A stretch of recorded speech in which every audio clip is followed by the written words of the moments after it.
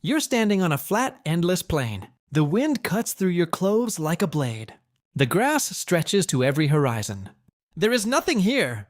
No city, no road, no wall. Just you, the cold, and the sound of hooves. Thousands of them. They're coming fast. Faster than anything you've ever seen. Move on land. And they're carrying men. Men with bows already drawn. Men who learned to ride before they learned to walk. You have maybe 30 seconds before they reach you. And there is absolutely nowhere to run. Now, before we go any further, think about this question. If someone asked you which animal changed human history the most, what would you say? The dog? Man's loyal companion for 15,000 years. The cow? The backbone of agriculture and half the world's diets.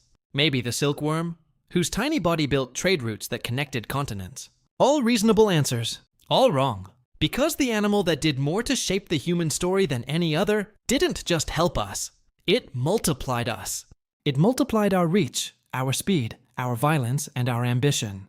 By the end of this video, you'll never look at a field, a war, or a map the same way again. Let's go back. Not to ancient Rome, not to Egypt. Further, we're going to the Eurasian Steppe, roughly 3500 BCE. Imagine a landscape wider than the continental United States, a sea of grass rolling from Hungary to Mongolia.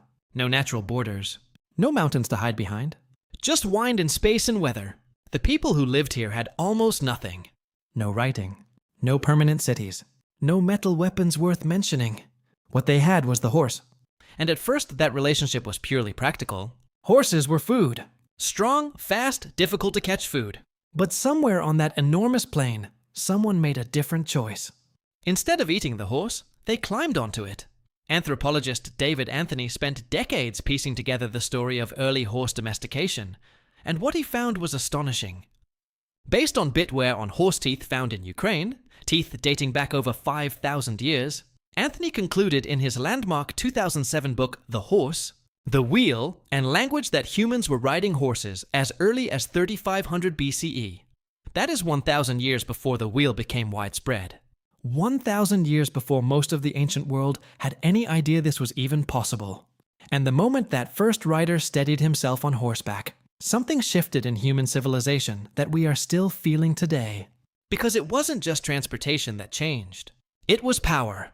Think about what the horse actually gave us. Speed. A human walks about 3 miles per hour. A horse moves at 25. That's not an improvement. That's a transformation. Suddenly, a single warrior could control territory that once required an entire army. Suddenly, messages could travel 5 times faster. Trade routes that took months could be crossed in weeks. Information, armies, disease, culture. All of it moved at a pace the world had never seen. The horse didn't just change how fast people moved. It changed how fast ideas moved. How fast empires rose. How fast civilizations collapsed. Every major event in human history from roughly 3000 BCE onward has a horse somewhere in its shadow. Every single one. Now here's the moment most history books skip over. We talk about Genghis Khan and the Mongol Empire like it was a military story. It wasn't. It was a logistic story. At the peak of Mongol expansion in the 13th century, their empire stretched across 24 million square kilometers, the largest contiguous land empire in human history. And it was held together by horses, specifically by a relay system called the Yam, a network of horse stations spaced roughly 25 miles apart, stretching from Eastern Europe to the Pacific Ocean. Riders could carry messages across the entire empire in days, not weeks, days. Marco Polo described it as one of the greatest wonders he had ever witnessed. And the Mongols didn't invent the horse. They just understood it better than anyone else. They were raised with it. They depended on it. A Mongol warrior on campaign carried everything he needed on horseback: food, shelter, weapons, and could cover up to 100 miles in a single day. That's not just speed. That's a different relationship with the world. There's a detail that gets lost in the grand narrative of empires and conquest. Somewhere on the steppe, a child is learning to ride. Maybe 6 years old, maybe younger. The horse is enormous next to her. Her father holds the animal steady, speaks to it in a low voice, then lifts her onto its back. She doesn't understand yet what she's inheriting. She doesn't know that this skill, this bond between a small human body and a large, living animal, will one day make her people the most feared military force on Earth. She just knows the warmth of the horse beneath her, the way it breathes, the way it shifts its weight, the way it seems somehow to understand her.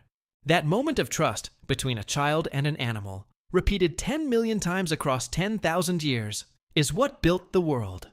Here is what all of this means. The horse didn't just carry people from one place to another. It collapsed distance. It made the world smaller, faster, and more connected. Centuries before the internet, centuries before the airplane, centuries before anyone had a word for globalization. Every empire that rose on horseback reshaped the genetic, cultural, and linguistic map of the planet. The languages you speak, the borders that define your country, the religions that spread across continents, all of it carries the fingerprints of the horse. This is not a footnote in history. It is the spine of it.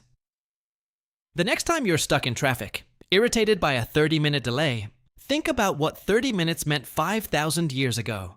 Think about what your world looks like because one human being, on a cold, windswept plain, decided not to eat the horse. Decided to trust it instead. We inherited that decision. Every road you've ever driven on, every border you've ever crossed, every idea that ever traveled faster than a man could walk, we are still living inside the world that animal made. The question is, do we even remember to be grateful?